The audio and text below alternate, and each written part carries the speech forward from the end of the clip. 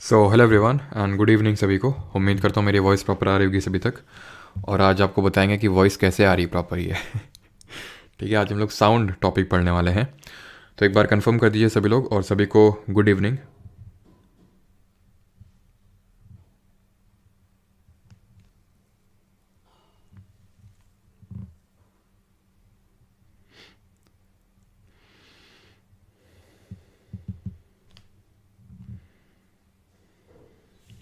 चले, तो आज हम लोग का इस वीक का लास्ट टॉपिक रहने वाला है, that is lecture number 4, sound topic रहेगा ये।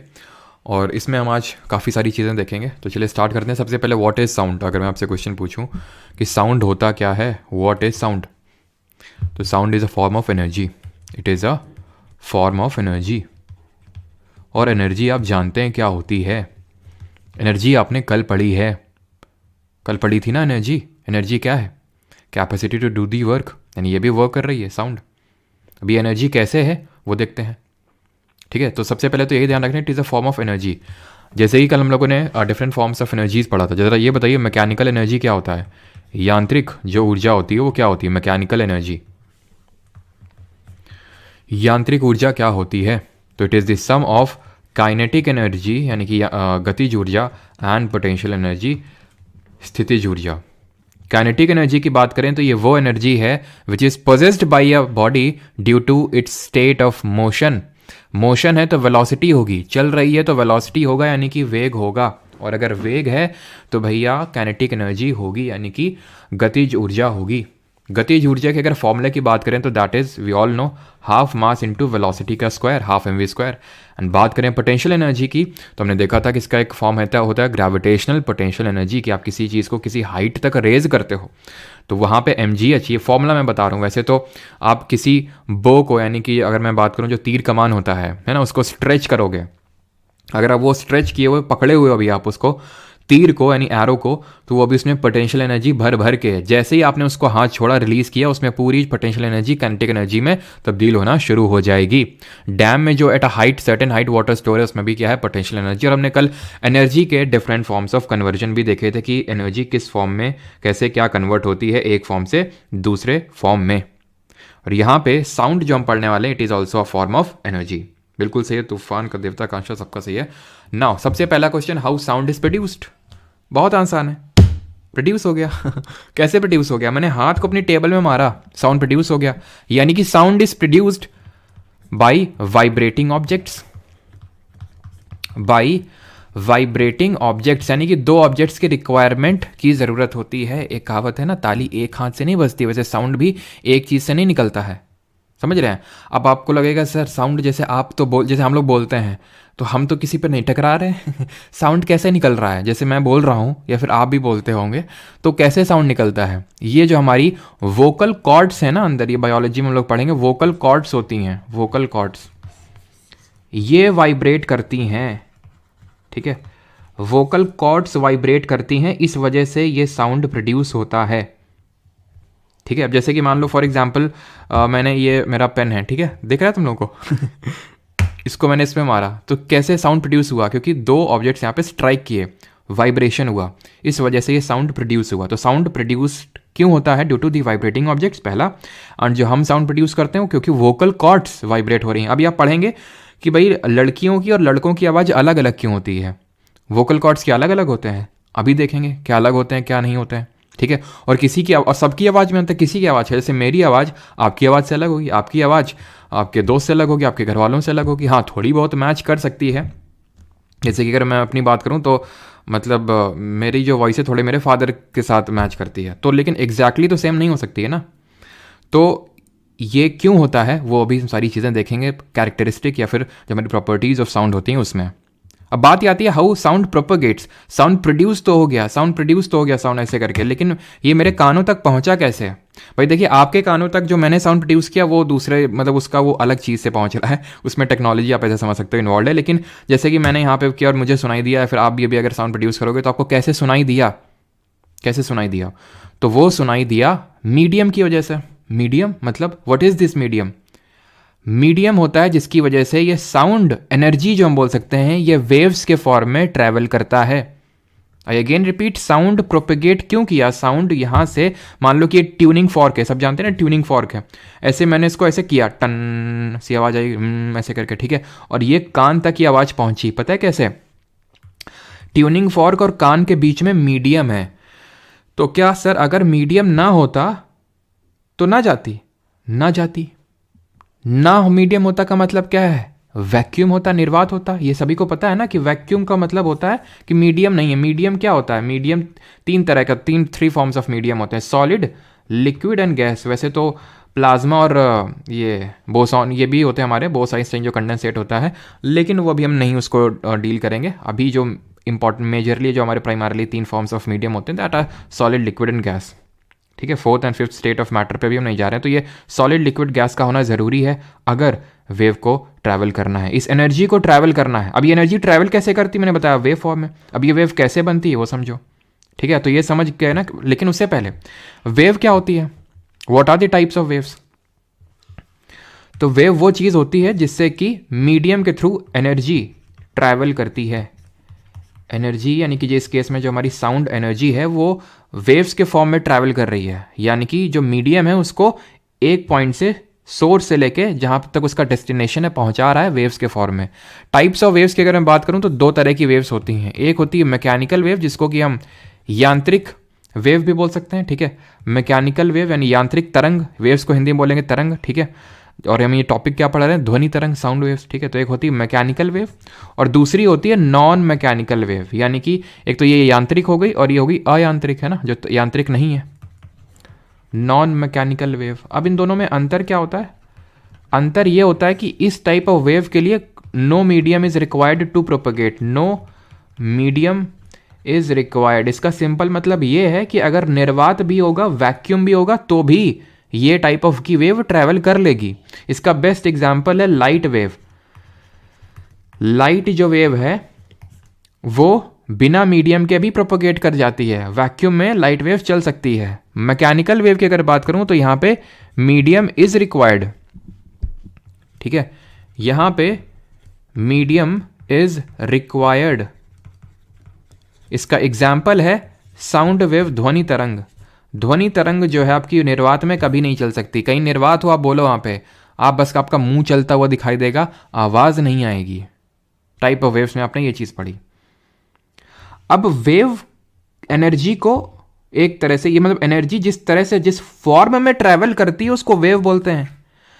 अब किसी भी मीडियम के पार्टिकल्स जो होते हैं ना, पार्टिकल, वो उसको प्रोपगेट करवाते हैं कि चलो आओ तुमको छोड़ के आए जहां तक तुमको जाना है। जैसे यहां पे साउंड प्रोड्यूस हुआ तो इसके जो सबसे नियरेस्ट होंगे ना, बोलेंगे भाई इसको पहुंचाओ, जल्दी से पहुंचाओ। ये बोलेंगे भाई जल्दी से पहुंचाओ, भाई वो बगल वाले पूछेंगे भाई जिसको जल्दी से पहुंचाओ। यानी सब काम में लग जाते हैं, काम में लग जाते हैं।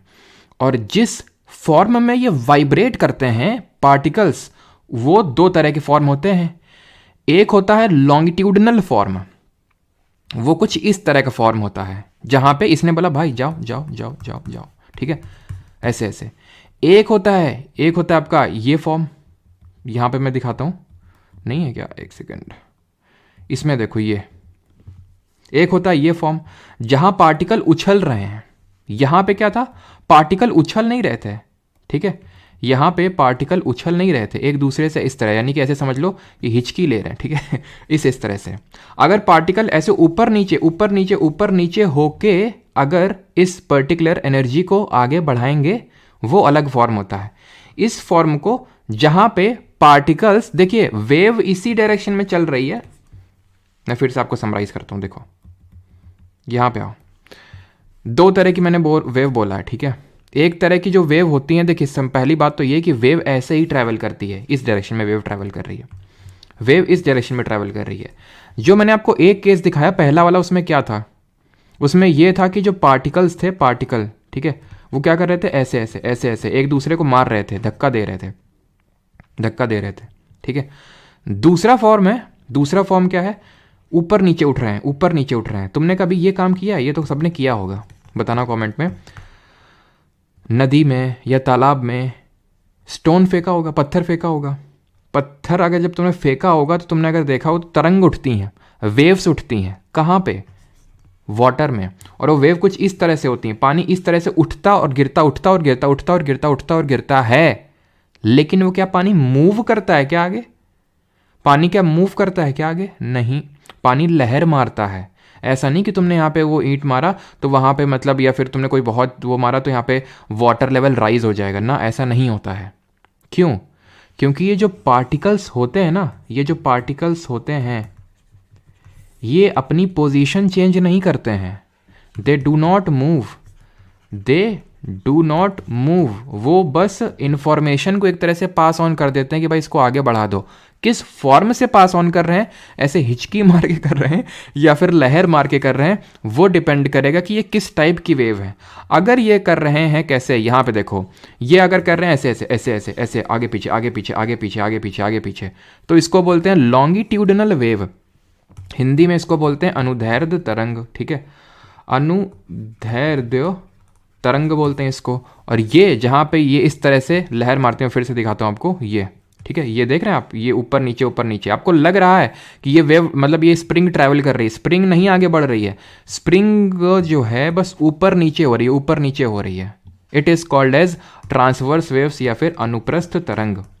अनुप्रस्थ तरंग जो हमारी साउंड वेव होती है, साउंड वेव वो लॉन्गिट्यूडनल वेव यानी कि होती है जब जो साउंड प्रोड्यूस होता है, तो जैसे जैसे मैंने साउंड प्रोड्यूस किया, यानी जो मेरा मुंह है सोर्स है और कोई जो सुन रहा है, उसके बीच में इस तरह से पार्टिकल्स आगे पीछे आगे पीछे आगे पीछे हो रहे होंगे। जैसे ये पार्टिकल्स हैं, ये जब आगे हुए होंगे इस तरह से, ठीक है, फिर इन्होंने आगे पास ऑन किया होगा, इस तरह से चीज़ें हुई होंगी। और ट्रांसवर्स वेव का अगर मैं एग्जाम्पल बात करूँ तो इसका एग्जाम्पल है लाइट वेव्स, ध्वनि तरंग, और ये आपकी लाइट वेव हो जाएंगी। ठीक है, ट्रांसवर्स वेव्स का एग्जाम्पल। आई होप ये इतनी चीज़ आपको क्लियर हो गई होगी। अब जब ये हमारी यहाँ पे मैं फोकस किस पे करना है, साउंड वेव पे सिर्फ फोकस करना है, ध्वनि तरंग पे फोकस करना है। तो जब ये ध्वनि तरंग मैंने अभी आपको बताया ट्रैवल करती है लॉन्गिट्यूडनल वेव फॉर्म में, यानी जो पार्टिकल हैं आगे बढ़ेंगे, पार्टिकल आगे बढ़ेंगे, फिर आगे पास ऑन करेंगे, फिर जब आगे बढ़ के ऐसा नहीं कि वहीं पे चिपक जाएंगे, पीछे आ जाएंगे, अपनी मीन पोजीशन पे आ जाएंगे, फिर आगे बढ़ेंगे, फिर अपनी मीन पोजीशन पे। तो जब ये आगे बढ़ते हैं ना इस तरह से, जैसे ये पार्टिकल हैं, ठीक है, अभी ऐसे ऐसे सारे पार्टिकल लगे हुए हैं, यहाँ पे मैं ड्रॉ कर रहा हूँ, वो अभी फोकस करना। ठीक है, ऐसे सारे पार्टिकल लगे हुए हैं, ये आगे जाएंगे। ठीक है, ये आगे जाएंगे तो इससे चिपक जाएंगे। ठीक है, क्लियर। फिर ये अपने वापस आ जाएंगे। लेकिन जब ये वाली सिचुएशन है तो यहाँ पे पार्टिकल्स कंडेंस हो जाएंगे और यहाँ पे पार्टिकल्स बचेंगे नहीं। जैसे कि अगर मैं इसको और आगे ड्रॉ करूँ तो पार्टिकल अब ये अपने पोजीशन पे वापस आ जाएंगे। अब ये वाले जो पार्टिकल हैं, ये जो यहाँ वाले पार्टिकल्स थे, ये इसके पास जाएंगे, इस तरह से चीज़ें क्रिएट होंगी। ठीक है, और वहाँ पे नॉर्मल रहेगा। यानी कि यहाँ पे क्या हुआ, यहाँ पे ज़्यादा डेंसिटी बन गई पार्टिकल की, यहाँ पे कम डेंसिटी रही पार्टिकल्स की। तो जहाँ ज़्यादा डेंसिटी होती है पार्टिकल्स की उसको बोलते हैं कंप्रेशन। उसको क्या बोलते हैं, कंप्रेशन। इसको मैं हटा देता हूँ। तो लॉन्गिट्यूडनल वेव में क्या बनते हैं, जो लॉन्गिट्यूडनल वेव होती है यानी कि जो अनुदैर्ध्य तरंग होती है लॉन्गिट्यूडनल, इसमें आपके बनते हैं कंप्रेशन और rarefaction. Compression and rarefaction. Compression को हिंदी में बोलते हैं सपींडन। ठीक है, हिंदी में इसको बोलते हैं सपींडन। और रेयरफैक्शन को हिंदी में बोलते हैं विरलन। रेयरफैक्शन का मतलब है पार्टिकल्स दूर दूर हैं, कंप्रेशन का मतलब है पार्टिकल पास पास हैं। यानी कि कंप्रेशन में मैं बोल सकता हूं कि क्या, जो डेंसिटी होगी वो हाई होगी, जो प्रेशर होगा वो हाई होगा। वैसे इतना तो डीप में नहीं पूछेगा, बट फिर भी पता होना चाहिए कि कंप्रेशन रेयरफैक्शन बनते कहाँ पे है। तो कुछ इस तरह से, जैसे कि स्पीकर है तो स्पीकर में इस तरह से ये कंप्रेशन है, ये रेयरफैक्शन है, ये कंप्रेशन है, ये रेयरफैक्शन है, जहाँ पे दूर दूर है, यहाँ पास पास है कंप्रेशन। अब ये जो कंप्रेशन रेयरफैक्शन है इसको मैं वेव फॉर्म में बनाऊंगा ताकि मैं वेव की डिफरेंट कैरेक्टरिस्टिक्स को समझ सकूं, पढ़ सकूं। तो उसमें मैं क्या किया, जहां पे ध्यान रखना है, जहां पे कंप्रेशन होता है, जहां पे कंप्रेशन होता है तो वेव को उठा के बनाते हैं, पीक करवाते हैं उसको। यहां पे कंप्रेशन है, पीक करवा दिया यहाँ पे रेयरफैक्शन यानी कि यहाँ पे पार्टिकल दूर दूर है तो गिरा दिया वेव को, उसको बोलते हैं, अभी बताएंगे उसके लिए डिफरेंट टर्म है, क्रस्ट एंड ट्रफ का यूज करते हैं। लेकिन पहले समझो, यहाँ पे कंप्रेशन है, ऊपर उठा दिया, रेयरफैक्शन है, नीचे गिरा दिया, कंप्रेशन है, ऊपर उठा दिया, तो क्या बन गया, इनको बोलते हैं क्रस्ट। ये जो पीक्स होती हैं इनको बोलते हैं क्रस्ट, हिंदी में बोलते हैं शिखर, टॉप, पीक। और ट्रफ मतलब जहां गिर गए, इसको बोलते हैं क्या, गर्त। तो ये क्रस्ट एंड ट्रफ क्रिएट हो गए। अब हम वेव की कैरेक्टरिस्टिक्स को पढ़ेंगे। वेव की क्या डिफरेंट कैरेक्टरिस्टिक हैं। बट बिफोर दैट, उससे पहले हम थोड़ा सा ये जो लैम्डा लिखा हुआ है इसको थोड़ा समझ लेते हैं। ये लैम्डा क्या है, लैम्डा क्या चीज़ है। तो लैम्डा का मतलब होता है यहाँ पे वेव लेंथ, वेव का लेंथ, यानी किसी वेव की लंबाई कितनी है उसको बोलते हैं वेव लेंथ, और उसको रिप्रेजेंट करते हैं लैम्डा से। और लेंथ की यूनिट क्या होती है, मीटर। जैसे कि ये यहां से स्टार्ट करो, ठीक है, यहां से स्टार्ट करो, ये जो पूरा होगा ना, ये यहां से लेकर यहां तक, इसको वेव काउंट करेंगे तो ये एक वेव की एक लेंथ हो गई, ठीक। अगेन ये एक वेव लेंथ हो गई। समझ रहे हैं वेव लेंथ क्या है, यानी कि एक कॉमन पॉइंट लीजिए, या फिर मैं अगर यहां से मुझे गिनना है, ठीक है, यहां से, तो यहां से मैं स्टार्ट करूंगा, ये, ठीक है, और ये होगी मेरी वेव लेंथ, ठीक है। लेकिन अगर मुझे मान लो कि यहां से स्टार्ट करना, यहां से, ठीक है, तो मैं अगले, मतलब ये क्या है, ये क्रस्ट है, तो मुझे अगले क्रस्ट तक जाना पड़ेगा अगर मुझे पूरी एक वेव की लंबाई को नापना है तो। इसी को बोलते हैं लैम्डा। कुछ भी आप ले लो, यहां से लेके यहां तक ले लो, यहां से लेके यहां तक ले लो, यहां से लेके यहां तक ले लो, या फिर यहां से लेके यहां तक ले लो, इन सब को लैम्डा बोलते हैं। वेव की लेंथ होती है ये, वेव लेंथ बोलते हैं इसको, ठीक। अब हम कैरेक्टरिस्टिक्स ऑफ साउंड पढ़ने जा रहे हैं, जिसमें कि हम 3 कैरेक्टरिस्टिक पढ़ेंगे। एक तो फ्रीक्वेंसी क्या होती है, यानी आवृत्ति क्या होती है, एम्पलीट्यूड यानी कि उसका आयाम क्या होता है, साउंड का एम्पलीट्यूड, और स्पीड यानी कि गति क्या होती है। अभी ना तो मैंने फ्रीक्वेंसी बताया, तो नया टर्म होगा बिल्कुल आपके लिए, ये भी नया टर्म होगा, और स्पीड भी, ये अभी उस वाले चैप्टर में हम लोगों ने पढ़ा था, पीछे चैप्टर्स में, लेकिन यहाँ पे अलग है, ठीक है तो वही सेम चीज़ है, लेकिन अभी तीनों टर्म्स ऐसे मान लीजिए हम इससे फैमिलियर नहीं है। अब इनको एक एक करके समझते हैं क्या है ये चीज़। जैसे मैंने ये एक वेव को ड्रॉ किया, ठीक है, यहाँ पे इसकी मैं मीन पोजीशन इस तरह से ड्रॉ कर देता हूँ, ये है एक मीन पोजीशन हो गई, ठीक है। या तो पहले हम इन जनरल पहले समझ लेते हैं। ये चलो मैंने मीन पोजीशन ड्रॉ करी, ठीक है, इस तरह से मैंने वेव को ड्रॉ किया, ठीक है। वेवलेंथ तो समझ आ गई बात, वेवलेंथ क्या होती है, ठीक है, वेवलेंथ क्या चीज़ है ये आपको समझ में आ गई, ठीक है। ये एक वेव है, ठीक है, मैं एक दूसरी वेव ड्रॉ करता हूँ, मैं एक दूसरी वेव ड्रॉ करता हूँ।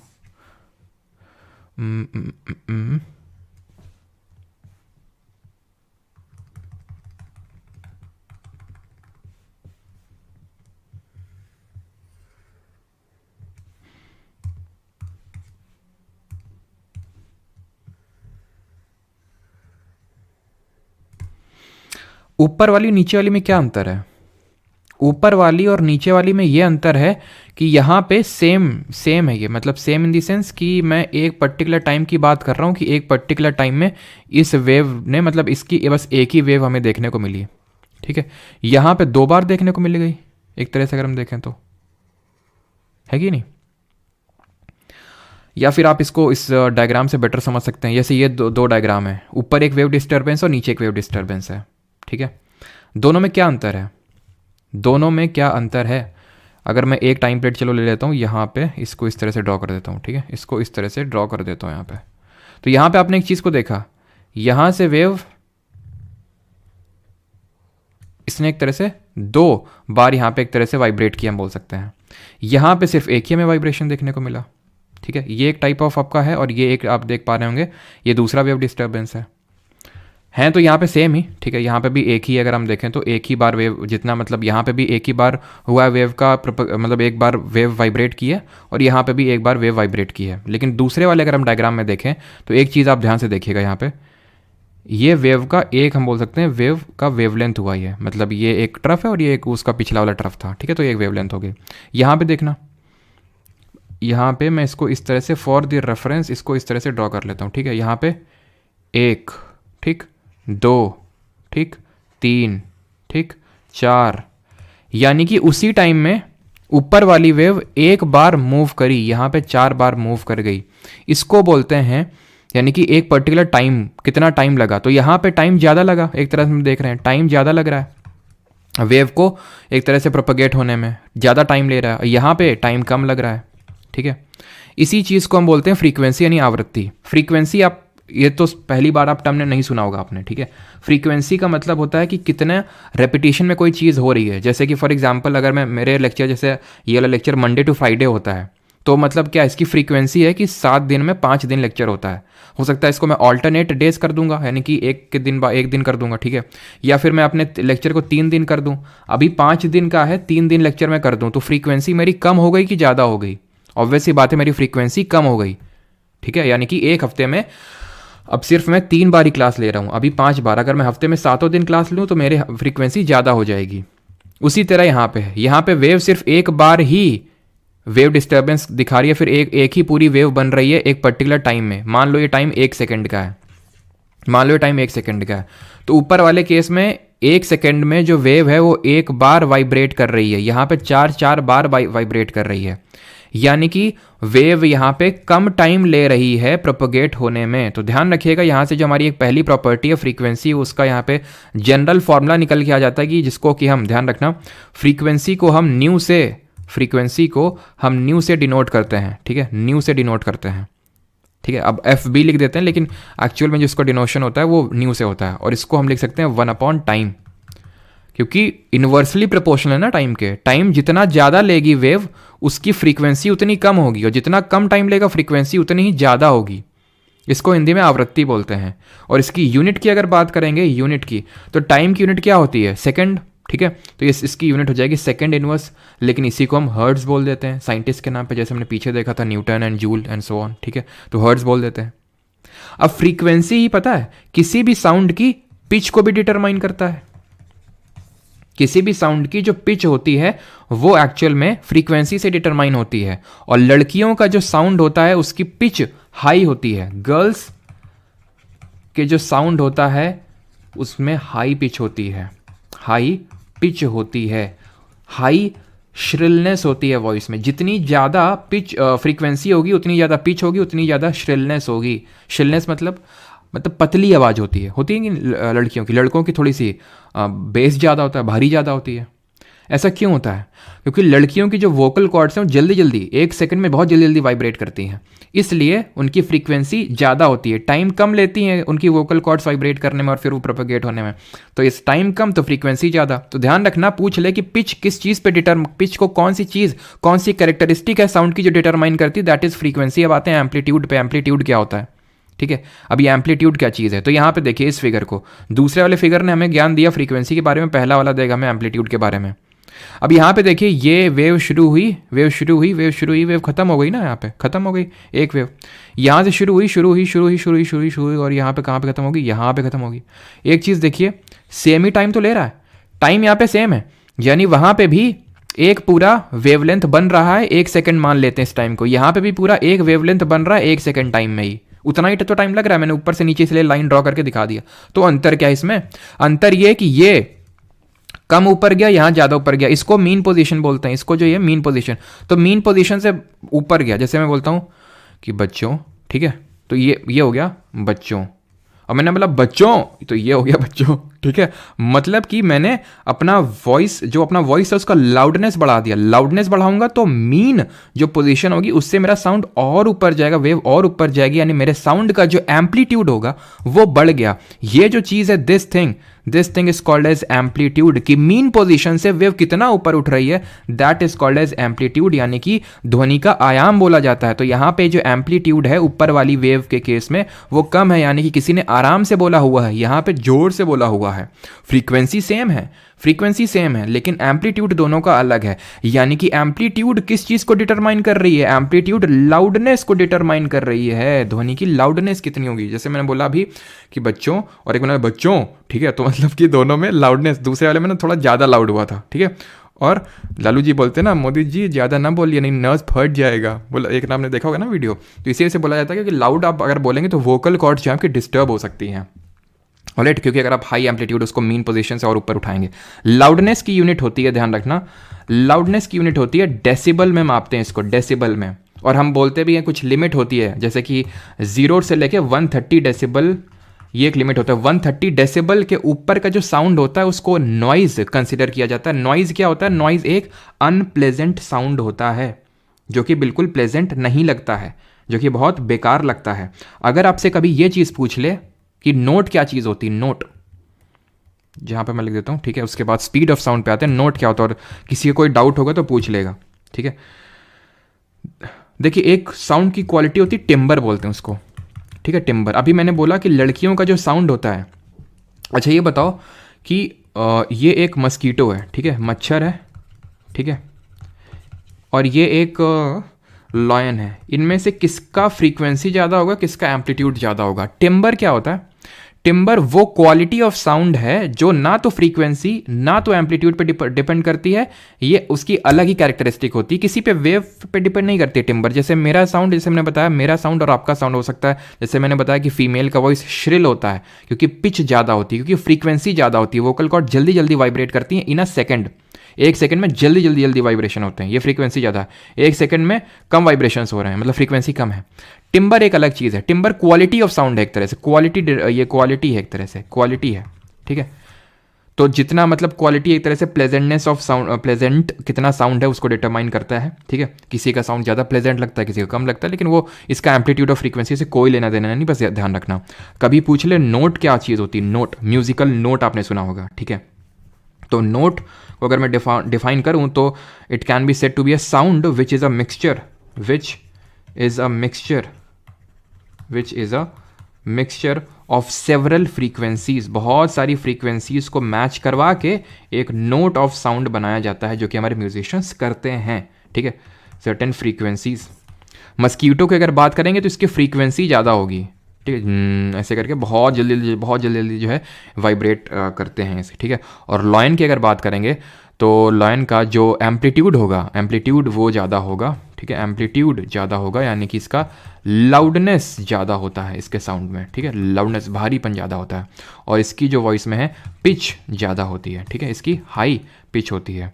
यहाँ तक किसी को डाउट तो नहीं है, पूछ लीजिए, देन आगे बढ़ते हैं। बट बिफोर दैट तब तक मैं आपको एक चीज़ और बता देता हूँ यहाँ पे कि ऑडिबल रेंजेस कितनी होती हैं। ऑडिबल रेंज यानी हम कितनी फ्रीक्वेंसी का साउंड सुन सकते हैं, ऑडिबल रेंज कितनी होती है। तो ध्यान रखना, हम 20 हर्ट्ज से लेके 20 किलो हर्ट्ज, जिसको हम 20,000 हर्ट्ज भी मैं बोल सकता हूँ, तो किलो हटा देता हूँ यहाँ पे से मैं, 20,000 हर्ट्ज तक का जो बीच का साउंड होता है इसको हम क्लियरली सुन सकते हैं। इसका कम का जो साउंड होता है उसको हम इंफ्रासोनिक बोलते हैं, इंफ्रासोनिक, ठीक है। और इसके ऊपर का जो साउंड होता है उसको बोलते हैं अल्ट्रासोनिक। हम इस लेक्चर के अभी लास्ट में देखेंगे अल्ट्रासोनिक वेव्स ये क्या होती हैं, अल्ट्रासोनिक, ठीक है।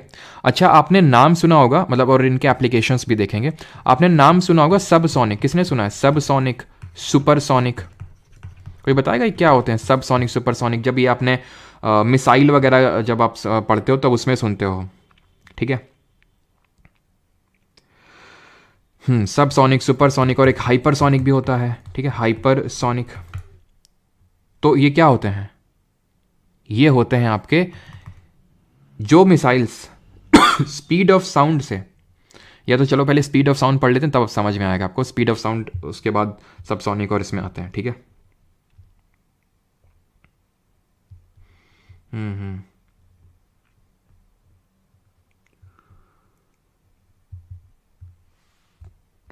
अरे टिम्बर को क्या डिफाइन करें भाई, टिम्बर की डेफिनेशन थोड़ी ना पूछी जाएगी, मैंने बोल तो दिया टिम्बर मतलब आपका गला, गले की वोकल कॉर्ड कैसी बनावट है, वो तो सबका वो नेचुरल है, वो सबका जेनेटिक बोल सकते हैं, ठीक है। यहाँ पे कोई फिजिक्स का कॉन्सेप्ट इन्वॉल्व नहीं है टिम्बर में, जो आपको डेफिनेशन लिखवाऊँ कि टिम्बर क्या होता है। टिम्बर ये सबका मत वही है कि अब आपकी उंगली ऐसी ही क्यों है, क्यों भाई आपके मतलब जैसे ऋतिक रोशन उसके 2 अंगूठे हो गए तो क्यों हो गए, होगा कुछ जेनेटिक, अब क्यों दो ही क्यों है उसके, ठीक है। अब ये कोई बात हुई? अगर फिजिक्स से इसमें कोई कॉन्सेप्ट इन्वॉल्व नहीं है।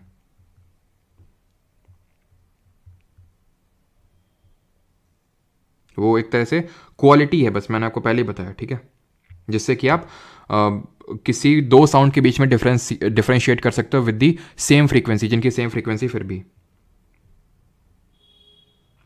सर ये लर्न करना भी आते हैं पहले, हाँ मैक नंबर भी आएंगे, ठीक है, मैक नंबर पे भी आएंगे। मुझे ब्लर क्यों दिख रहा है, क्वालिटी सही करिए, ब्लर से हट जाएगा।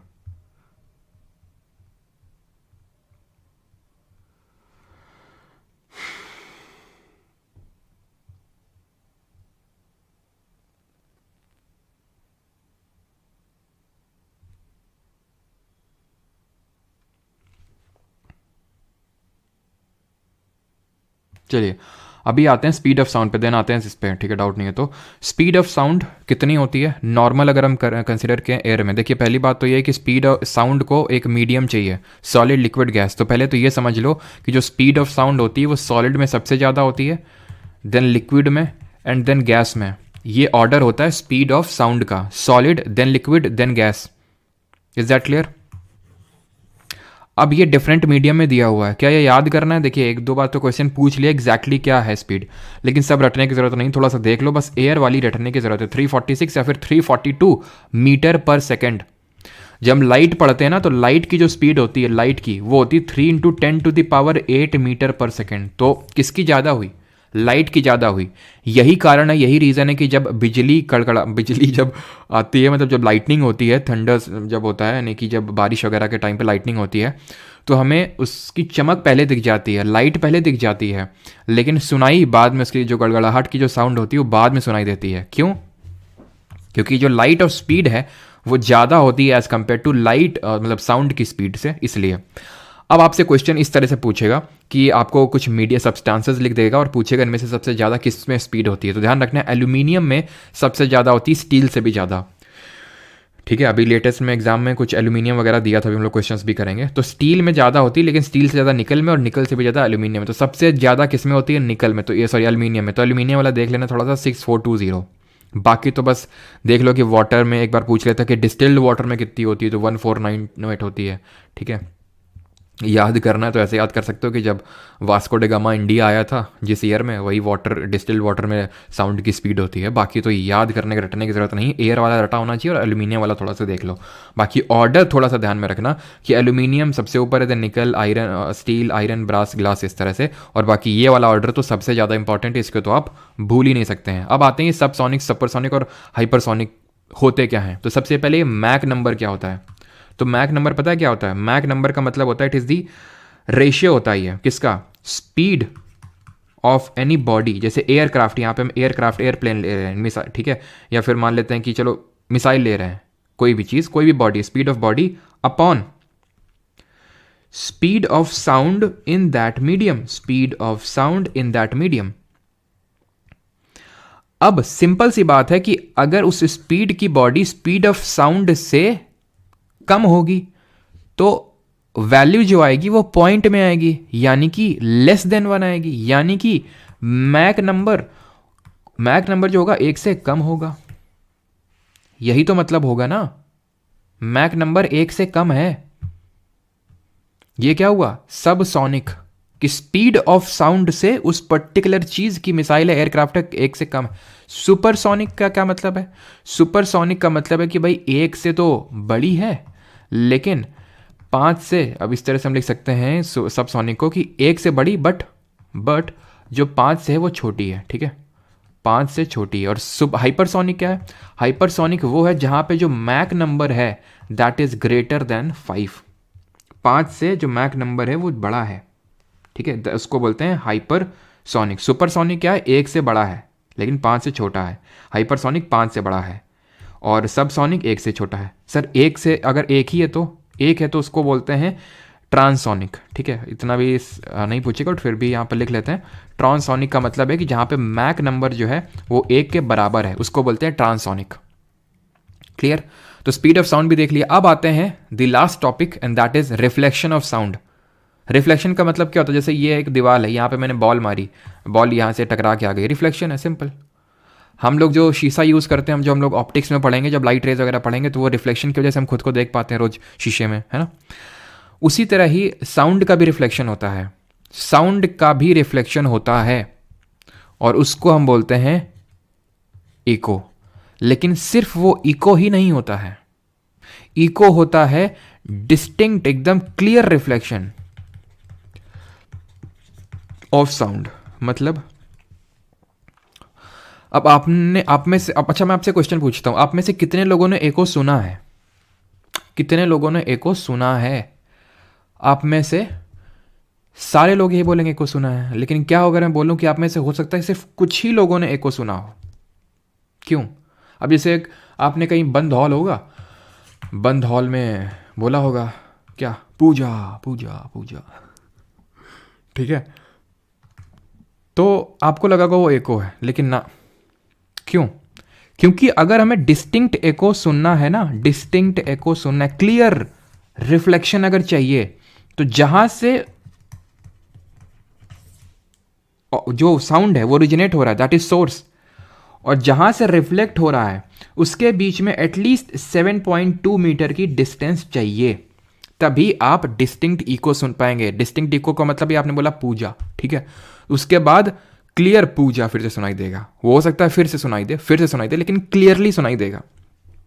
अब बोलो अभी मतलब कहीं हॉल में मुझे पूजा तो आ ऐसे करके सुनाई देगा, ठीक है, ऐसे सुनाई देगा, यानी कि लास्ट का जो है वो सुनाई देगा। लेकिन कहीं अगर आप पहाड़ों में जाओ, ठीक है, किसी ने आपसे बोल दिया कि अगर पहाड़ में जाके अगर उसका नाम चिल्लाओगे ना तो फिर पक्का तो तुम गए, तो वहाँ पे पहाड़ों में तुम बोल रहे हो पूजा पूजा ऐसे करके चिल्ला रहे हो, ठीक है, राधा ओ राधा ऐसे करके, तो फिर क्या है कि वहाँ पे आपको क्लियर इको सुनाई देती है, क्योंकि वहाँ पे हिल क्लिफ होती है। वो क्लिफ जो होती है वहाँ से टकरा के साउंड क्लियरली आपको सुनाई देता है, क्योंकि आपके और जहाँ से रिफ्लेक्ट होकर आ रहा है 17.2 मीटर की डिस्टेंस है। लेकिन अगर आप जैसे आप घर में बोलो तो क्या आपको लगता है कि घर में 17 मीटर की डिस्टेंस होगी? 1 मीटर में तो जानते हो ना कितना आता है, ठीक है। तो आपको लगता है कि जो आपका बंद कमरा है उसमें ऊपर नीचे हर जगह 17 मीटर की डिस्टेंस होगी? कहीं पे नहीं है। तो वो इको नहीं है, वो क्या है फिर? वो है रिवर्बरेशन। जैसे कि ये कौन है? ये हजरात हजरात हजरात वासेपुर देखो तो ये सब में होता है रिवर्बरेशन। जो आप बाद में सुनते हो ना कि आपने किसी का नाम पुकारा, मतलब जैसे पूजा आपने बोला कि आपकी जो छोटी या फिर बड़ी बहन है तो उसका नाम आपने पुकारा कि पूजा पूजा कहाँ हो, मम्मी ढूंढ रही है तुमको, ठीक है। तो इस तरह से तो उसको रिवर्बरेशन बोलते हैं। ये होता है रिपीटेड रिफ्लेक्शन ऑफ साउंड, ठीक है, रिपीटेड रिफ्लेक्शन ऑफ साउंड। जैसे कि ये है, ठीक है, ये एक बंद कमरा है, यहाँ पे आपने नाम चिल्लाया तो यहाँ से टकरा, यहाँ से टकरा, यहाँ से टकरा, यहाँ से टकरा, ये इसको क्या बोलते हैं? Reverberation, repeated reflection of sound. Reflection of sound को हिंदी में अगर मैं बात करूँ तो इसको बोलेंगे ध्वनि का परावर्तन, ठीक है, ध्वनि का परावर्तन, इसको बोलते हैं रिफ्लेक्शन ऑफ साउंड। तो दो चीज़ें होती हैं रिफ्लेक्शन ऑफ साउंड में, इको और रिवर्बरेशन। इको सुनना है तो आप सोर्स और जहाँ से रिफ्लेक्ट होनी है वॉइस को 17.2 मीटर की डिस्टेंस होना चाहिए उस दोनों के बीच में, ठीक है।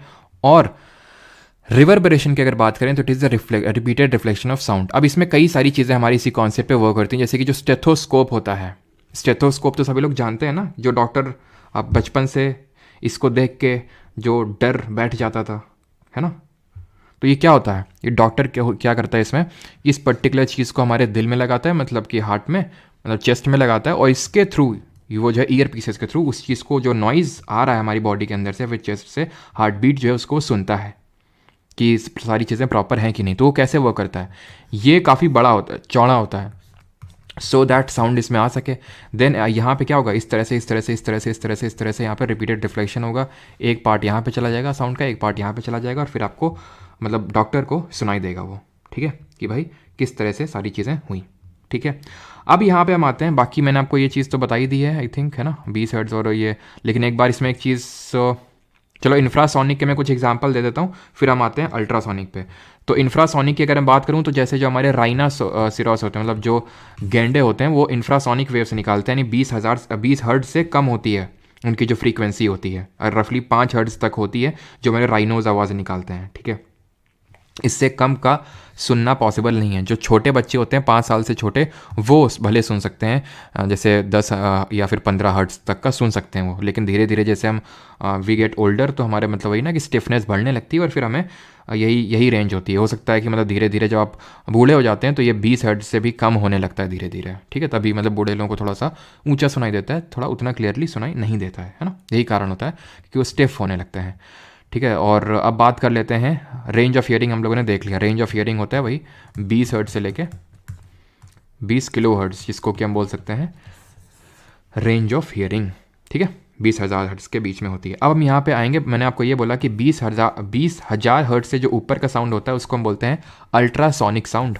Ultrasonic sound, subsonic, supersonic, hypersonic वो चीज़ अलग है, ठीक है। अल्ट्रासोनिक की अगर मैं बात करूं तो जैसे जो हमारे बैट्स होते हैं, चमगादड़, वो अल्ट्रासोनिक ही निकालते हैं, वो अल्ट्रासोनिक निकालते हैं, ठीक है, ताकि उन्हें पता चल सके, क्योंकि उनकी आंखें तो होती नहीं, देख तो सकते नहीं है, तो अल्ट्रासोनिक वेव निकालते हैं और उसका रिफ्लेक्शन होता है, और रिफ्लेक्शन से वो डिस्टेंस का पता लगा लेते हैं कि भाई यहाँ पे सामने कुछ है कि नहीं। आपने देखा होगा कभी बैट से, मतलब चमगादड़ों से अगर आपका कभी पंगा पड़ा हो, तो एकदम एकदम आपके पास आ जाएंगे, एकदम पास आ जाएंगे, और एकदम से डिस्टेंस मतलब अपना जो पाथ है वो बदल लेते हैं, ठीक है। आपको लगेगा बस टकरा जाएंगे ये, ठीक है, मेरे साथ कई बार हो चुका है ठीक है। तो एकदम जैसे चमगादड़ आए सामने और ऐसा लगेगा अब तो टकरा जाएंगे, लेकिन वो टकराते नहीं, वो तुरंत निकल जाते हैं। तब उसके बाद जब मुझे पता चला अच्छा ऐसा है, तो फिर मैं कॉन्फिडेंट होके चमगादड़ों के बीच में टहलता था। मतलब एक बार जब मैं एक जगह गया था तो वहाँ पे कई सारे चमगादड़ हुआ करते थे, तो वहाँ की मैं बात बता रहा हूँ, ठीक है मैं काफ़ी खुफिया जगह में जाता रहता हूँ ना, तो इसलिए बोल रहा हूँ आपसे कि आप डरिएगा नहीं। अगर बैट्स बहुत सारे हैं, उनको पता है कि वो आपसे नहीं टकराएंगे, क्योंकि वो अल्ट्रासोनिक वेव्स छोड़ रहे हैं। वो आएंगे तो आपके पास, लेकिन तुरंत अपना जो है पोजीशन बदल लेंगे, because ultrasonic waves continuously emit कर रहे हैं, जिसको कि हम नहीं सुन पा रहे हैं, क्योंकि वो अल्ट्रासोनिक नेचर का है, ठीक है। इसी तरह सिमिलरली जो हमारी डॉल्फिन्स होती हैं, उनका भी यही सेम हाल होता है। वो भी अल्ट्रासोनिक साउंड निकाल के ही किसी चीज़ का इनसाइड दी वाटर पता लगाती हैं, ठीक है। यही नहीं, अभी और सुनिए, इसका बहुत यूज़ है अल्ट्रासाउंड का। आपने अल्ट्रासाउंड करवाया ही होगा कभी ना कभी तो, क्यों? जैसे कि भाई अगर पेट में स्टोन है कि नहीं, या फिर जो जैसे जो प्रेग्नेंट लेडीज़ होती हैं तो उनका भी अल्ट्रासाउंड करवाया जाता है, सो दैट पता चले कि जो वूम में जो बच्चा है वो मतलब ठीक ठाक है कि नहीं, उसकी ग्रोथ ढंग से हो रही कि नहीं हो रही।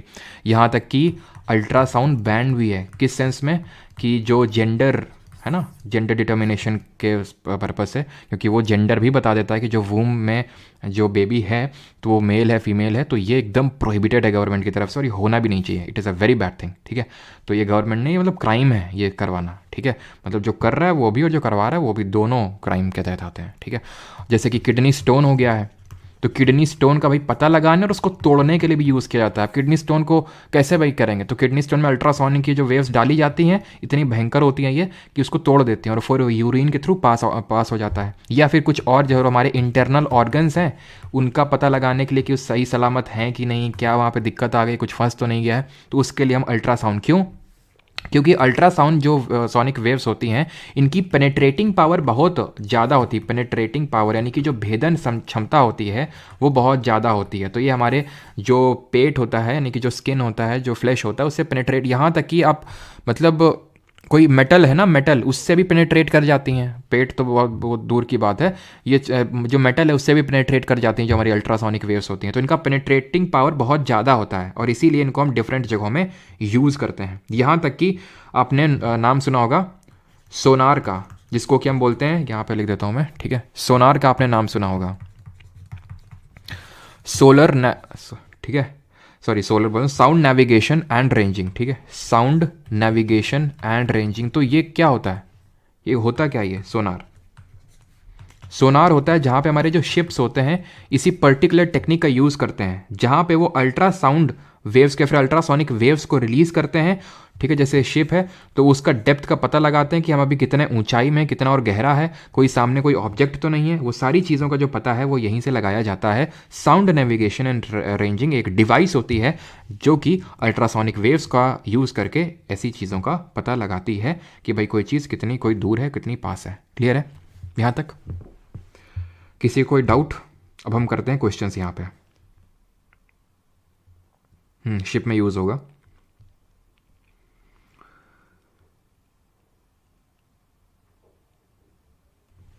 ठीक है। अभी क्वेश्चंस करते हैं, ज़्यादा तो क्वेश्चंस नहीं है, थोड़े ही क्वेश्चंस है वो कर लेते हैं। चलिए, और एक कॉन्सेप्ट अभी मुझे आपको वो पढ़ाना है, मतलब वेव स्पीड वाला, ठीक है। मतलब वेव स्पीड का एक फॉर्मूला होता है, न्यूमेरिकल करने में हेल्प करता है, तो उसको भी मैं बता देता हूँ। पहले क्वेश्चन करिए, among the following, CHSL 16 March 2023, among the following which material the speed of sound is highest. तो speed of sound 25 degree Celsius में किस में हाईएस्ट हो गया, इसको जरा, चलो अभी केमिस्ट्री मैंने नहीं पढ़ाया, चलो रहने तो फिर।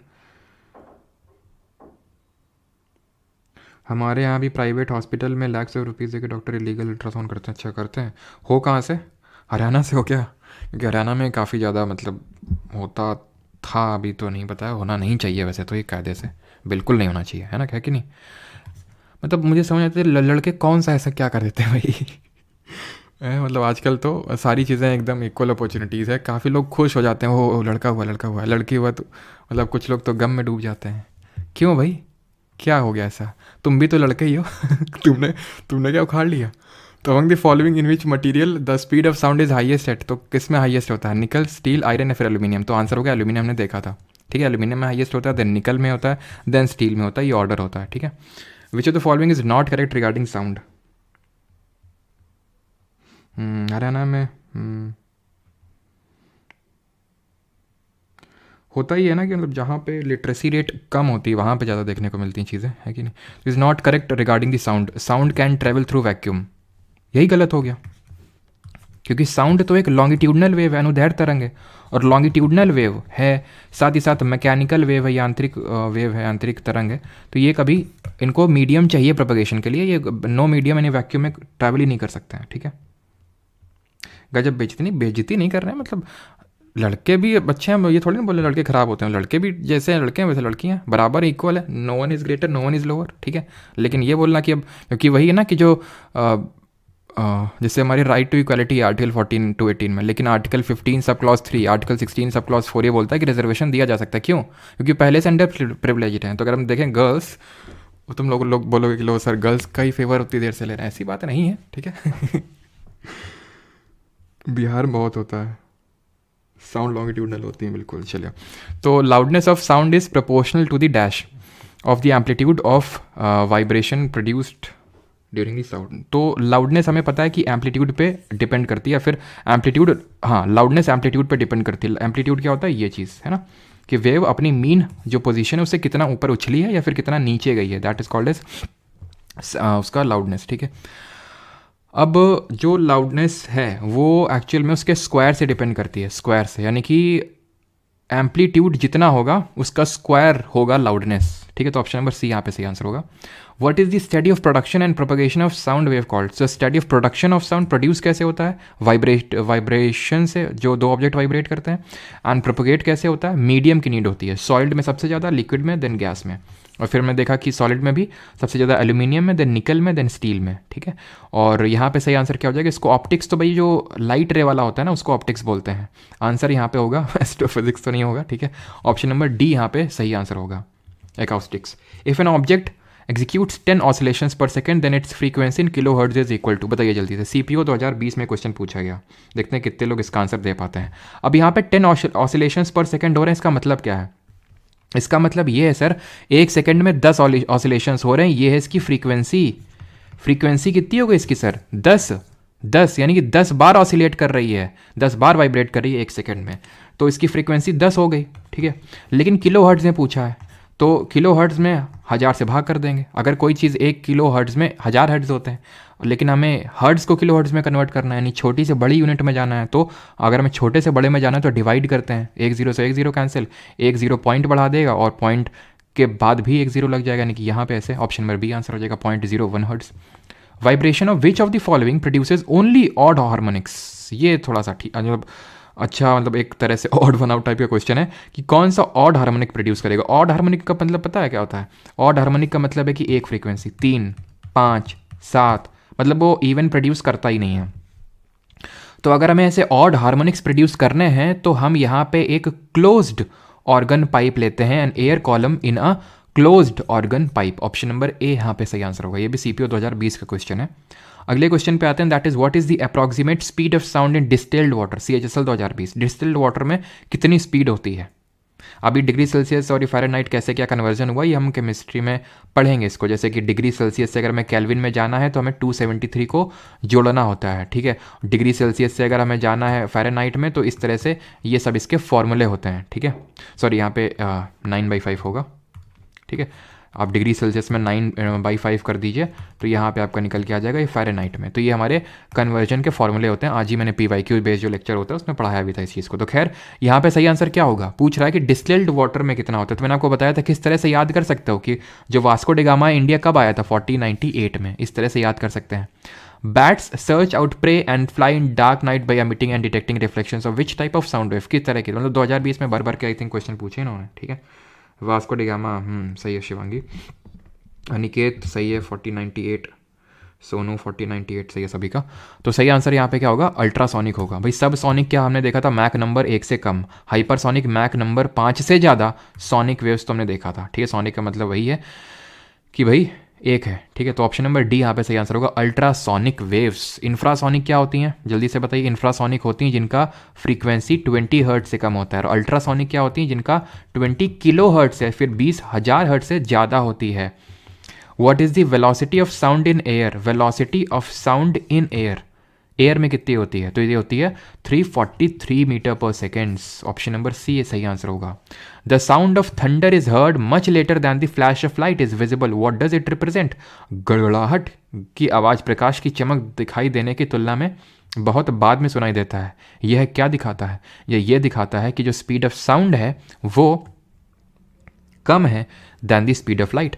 स्पीड ऑफ साउंड कितनी अभी देखा 343 मीटर पर सेकेंड इन एयर, और स्पीड ऑफ लाइट होती 3 × 10⁸ मीटर पर सेकेंड, ठीक है। अच्छा एक चीज़ मुझे और आपको बतानी है, वो जो चीज़ चलो यहीं पे मैं आपको बता देता हूँ कि जो आपका साउंड का स्पीड होता है ना, चलो अभी आई थिंक पता नहीं क्वेश्चन आएगा तो बता दूंगा, नहीं तो फिर अलग से मैं लिखवा दूंगा। दो चीज़ें मुझे बतानी है। Sound wave can not travel through a, sound wave यानी कि ध्वनि तरंग किस माध्यम से यात्रा नहीं कर सकती है, copper wire, silver slab, glass prism, wooden hollow pipe placed in vacuum. Sound wave किससे ट्रैवल नहीं कर सकती है, तो साउंड वेव वैक्यूम से ट्रैवल नहीं कर सकती बिकॉज ये एक मैकेनिकल वेव है, ठीक है। क्वेश्चन नहीं है क्या, वो कहाँ गया question. The velocity of sound in air is affected by change in the, तो जो वेलोसिटी ऑफ साउंड है वो किससे अफेक्ट होगी, atmospheric pressure, moisture, temperature of air, composition of air. ध्यान से देखो अभी यहाँ पे कि जो साउंड ऑफ इन एयर है वो टेम्परेचर, मॉइस्चर, एटमॉस्फेरिक प्रेशर और कंपोजिशन से सबसे तो अफेक्ट नहीं होगा, लेकिन टेम्परेचर एक सबसे प्रोफाउंड इन्फ्लुएंस डालेगा। और कैसे डालेगा उसको समझ लो पहले कि टेम्परेचर ऑफ एयर की अगर बात करें तो टेम्परेचर अफेक्ट करता है वेलोसिटी ऑफ साउंड को। टेम्परेचर अगर ज़्यादा होगा तो जो वेलोसिटी होगी वो ज़्यादा होगी, समझे आप। टेम्परेचर ज़्यादा होगी तो वेलोसिटी ज़्यादा होगी, ये बात तय है। यानी कि थर्ड तो होगा ही होगा और फर्स्ट भी होगा, क्यों, फर्स्ट सब में है। ऐसे आप अगर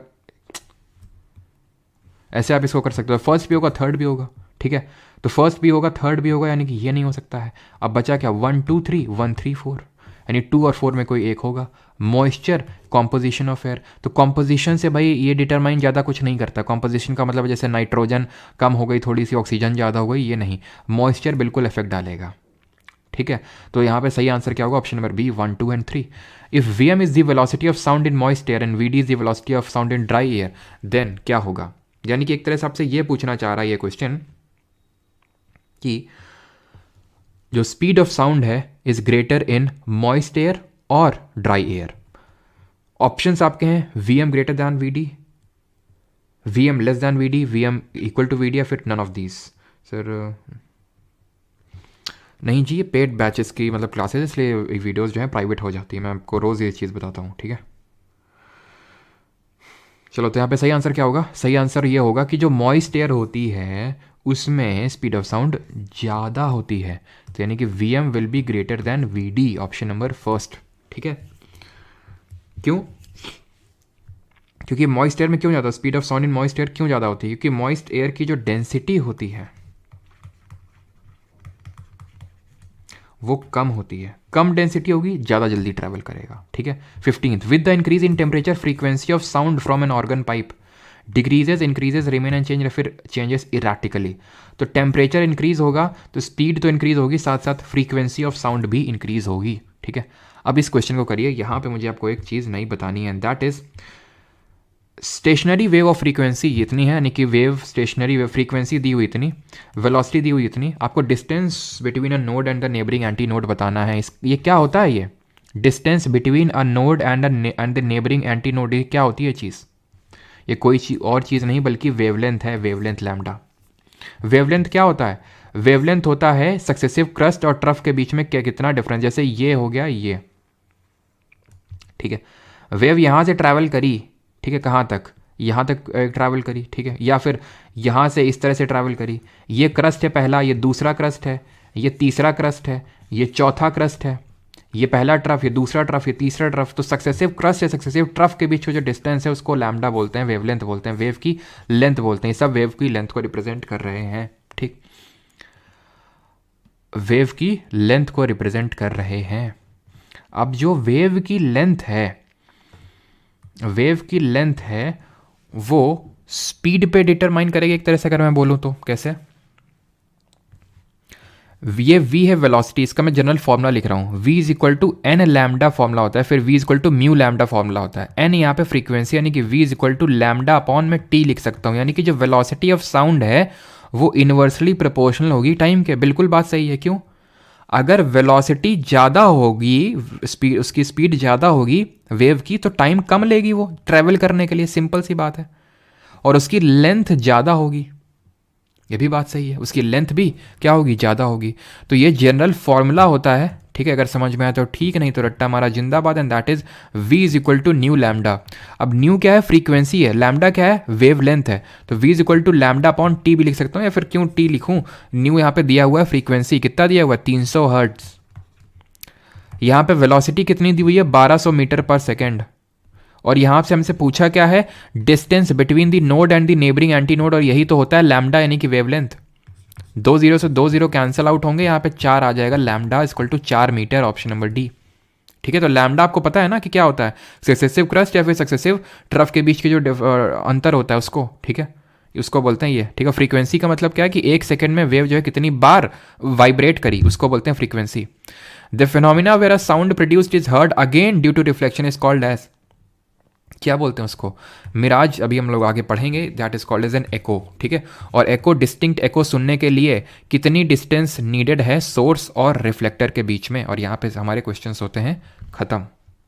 तो आज का जो लेक्चर था वो आई थिंक सबसे शॉर्टेस्ट था, 1 घंटे के अंदर ही चीज़ें ख़त्म हो गई। तो एको के लिए हमें चाहिए 17.2 मीटर की डिस्टेंस। और रिपीटेड रिफ्लेक्शन ऑफ साउंड को क्या बोलते हैं, जल्दी से बताइए। रिपीटेड रिफ्लेक्शन ऑफ साउंड को, बार बार जो रिफ्लेक्शन होता है साउंड को, उसको क्या बोलते हैं। और एक चीज़, अब कुछ चीज़ें ध्यान से सुन लीजिएगा जो यहाँ पे मैं बताने वाला हूँ भी, ठीक है, कुछ इंपॉर्टेंट चीज़ें। तो पहले तो रिपीटेड रिफ्लेक्शन को बोलते हैं रिवर्बरेशन ऑफ साउंड। ठीक है, रिवर्बरेशन, रिवर्बरेशन, ऑलराइट। हिंदी में इसी को बोल देंगे प्रतिध्वनि। ठीक है, ध्वनि की प्रतिध्वनि, ऑलराइट। इंपॉर्टेंट चीज़ें ये हैं कि सबसे पहली बात, कल तो क्लास नहीं होगी, क्यों? क्योंकि सैटरडे को क्लास होगी। सेंसस करेंगे, जो कि एक स्टैटिक जीके का टॉपिक है, सेंसस 2011। ठीक है, पूरा सेंसस से जितने क्वेश्चंस बन सकते हैं उसको करेंगे। और क्योंकि संडे को आप लोगों की करंट अफेयर्स को क्लास होगी संडे को। ठीक है, अब संडे को 28 तारीख है, मुझे पता है साल मतलब महीने के फिर भी 3 दिन बच जाएंगे, तो ऐसा नहीं है कि भाई 3 दिन बच जाएंगे तो कम उनको हम फेब्रवरी वाले में कर लेंगे, ऐसा कोई वो नहीं है। ठीक है, फेब्रवरी वाले में कर लेंगे, क्यों? क्योंकि अब संडे पड़ रहा है 28 को, इसलिए कर लेंगे। क्योंकि फिर वही है कि अब बीच में करेंगे 31 को, तो ये वाली जो हमारी क्लास है वो डिस्टर्ब होगी, और उसको मैं रूटीन को ख़राब नहीं करना चाहता हूँ।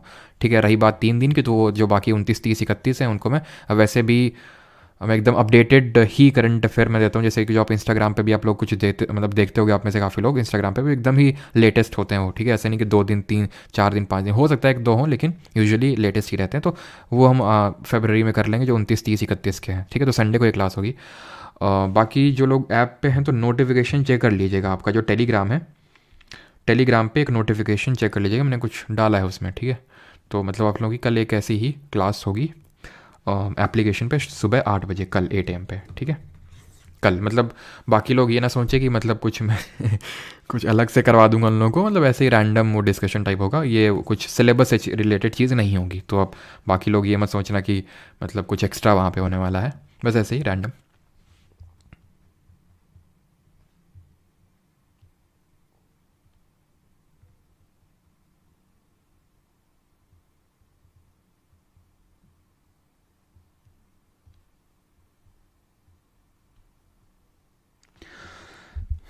तूफान का देवता, कानपुर से ही हो?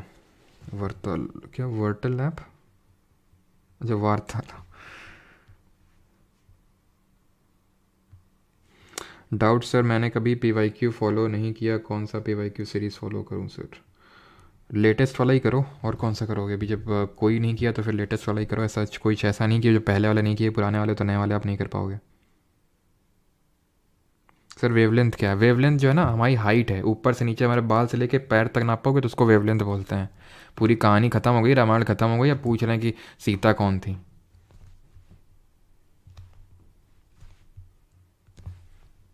Tony Kakkar producing ultrasound. Sir monthly magazine में मिलेगी क्या? प्लान तो है, कि फरवरी के फर्स्ट वीक तक मंथली मैगज़ीन भी आपको प्रोवाइड करवाई जाएगी, लेकिन उसको थोड़ा सा अलग फॉर्मेट में, इस तरह से फॉर्मेट में रखने की कोशिश करना। अच्छा, तो वही है सारी चीज़ें, वही कल डिस्कशन करेंगे, ठीक है। सुबह मिलिएगा जो लोग हैं, बाकी आप लोग सजेशन दे सकते हैं, क्योंकि मेरा जो मेन पर्पस वो ये है कि शॉर्ट में रहें करंट अफेयर और इंटरेस्टिंग फॉर्मेट में रहें, कि पढ़ने में आपको बोझ ना लगे करंट अफेयर, चाहे अभी हो चाहे जब आपका एग्ज़ाम हो आए तब, ठीक है। तो उसको इंटरेस्टिंग फॉर्मेट में कुछ रखने की कोशिश है। नैतिक क्वेश्चन नंबर 3, ओके, क्या है क्वेश्चन नंबर 3 में?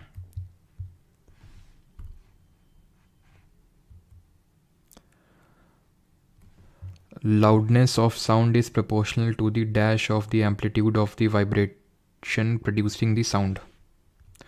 Cube root cube. स्क्वायर ही होता है, सही है, स्क्वायर ही होता है, ठीक है। और लाउडनेस हम किस में, यूनिट क्या होती है इसकी, जल्दी से बताइए। जो मैंने आपको यूनिट बताई थी, लाउडनेस ही होगा, मतलब सॉरी स्क्वायर ही होगा। गुरुजी आप सॉन्ग सुना दो। अच्छा, सॉन्ग सुना तो कल सुनाएंगे तुमको, एप्लीकेशन पे आना। मतलब हम खुद गा के नहीं सुनाएंगे, ये मत एक्सपेक्टेशन रखना हमसे कि हम खुद गा के सुनाएंगे। इतनी अच्छी वॉइस ना हमारी हम सुनाएंगे उसमें, मतलब फ़ोन में तुमको मोटिवेट कर देंगे फ़ोन में चला के यूनिट क्या होती है, डेसिबल होती है, ठीक है, डेसिबल। पीवाईक्यू खुद लिख कर करें या फिर पीडीएफ से ही हो जाएगा? नोट्स में तो सारी चीज़ें होती हैं, वो आप पे डिपेंड करता है आप कैसे क्या करना चाहते हो चीज़ों को, वो आपके ऊपर डिपेंड करता है।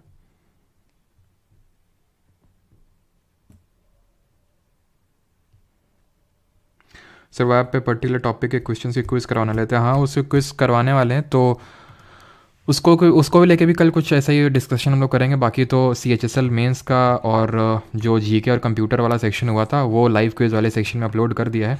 बाकी जल्दी मतलब वो है कि भाई आपके जो सब्जेक्ट वाइज क्विजेज़ हैं, देख रहे हैं, जैसा भी होता है आपको बताएंगे।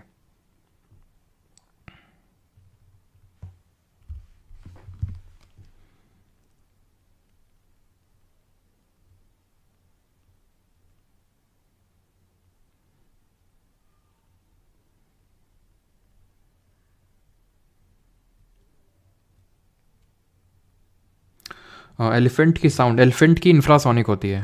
एक पूछ रहे हैं भाई सब, एलिफेंट की इंफ्रासोनिक होती है।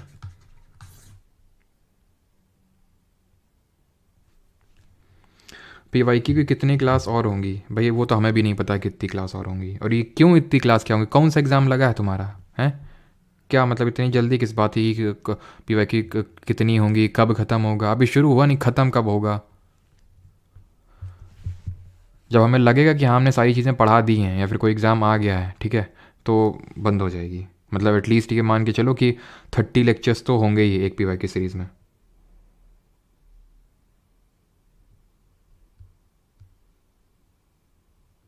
इतना ही है गौरव, जा सकते हो हाँ।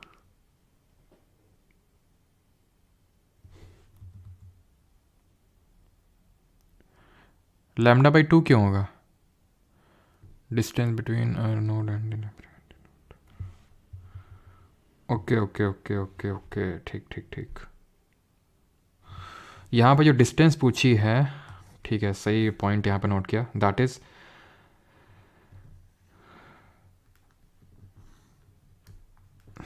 जो डिस्टेंस है वो इसके बीच में पूछ रहा है, ठीक है, ये और ये, इसको हम वेवलेंथ नहीं कंसिडर करते हैं। ये λ/2 होगा। मैं यहाँ पे ड्रॉ करता हूँ, बिल्कुल सही पॉइंट रेज किया। यहाँ पे जो आंसर होगा, लेकिन वो तो ऑप्शन में नहीं है, रुक जाओ ना, एक सेकंड, क्या पूछा है, मैं फिर से क्वेश्चन पढ़ता हूँ। Stationery waves of frequency from node and the anti node, ठीक है, 4 मीटर होगा, ठीक है। λ/2 तब होता जब ये वो क्वेश्चन पूछता आपसे कि जैसे यहाँ पे ये है, ठीक है, और ये, ठीक है, तो मैंने बोला ये और जो ये है, यानी कि दो सक्सेसिव जो क्रस्ट हैं उनके बीच की जो डिस्टेंस है वो लैम्डा है। λ/2 तब होता जब ये कुछ इस डिस्टेंस की मैं बात कर रहा होता तब, ठीक है सर।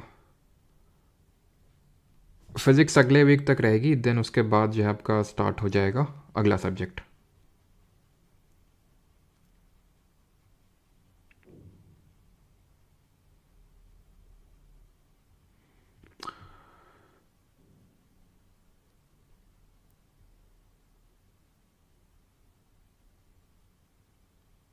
IB टीयर 2 का आप देखते हैं, टाइम मिलता है तो ठीक है। बाकी कितने लोग हैं उस पर भी डिटरमाइन करता है कि, क्योंकि वही सारी चीज़ें मुझे कल पूछनी कि भाई कितने लोग हैं IB के, कितना क्या मतलब स्कोर बन रहा है, कितना एक्सपेक्टेशन है क्लियर होने का। मेडिटेशन की बैच सर कल करवाते हैं मेडिटेशन, आओ सुबह 8 बजे। सर इकोलॉजी के नोट्स अवेलेबल, इकोलॉजी के यार बने नहीं अभी, इकोलॉजी के बनवाने पड़ेंगे क्योंकि वो बड़ा लेक्चर हुआ था ना थोड़ा। अगर किसी ने बनाया हो तो प्लीज़ सेंड करना, बैच में अगर हो तो कल मिलते हैं, ठीक है।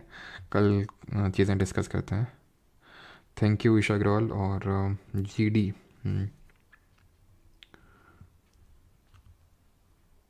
कौन है भाई ये की दसो?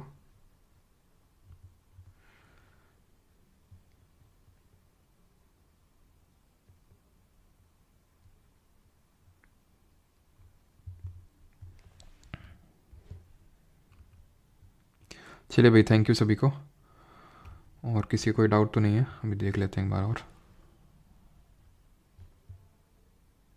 डेंसिटी इफेक्ट ऑन साउंड बताया तो अभी थोड़ा पहले मैंने आपको, यहाँ पे जो मॉइस्चर वाला बताया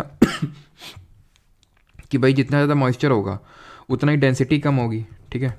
और डेंसिटी जितनी कम होगी, जो वेलोसिटी है, स्पीड है, वो ज़्यादा होगी, ठीक है। The lesser the density the faster the sound, simple, ठीक है। चलिए थैंक यू सभी को। बाकी मिलते हैं मंडे को क्या सैटरडे को मिलते हैं।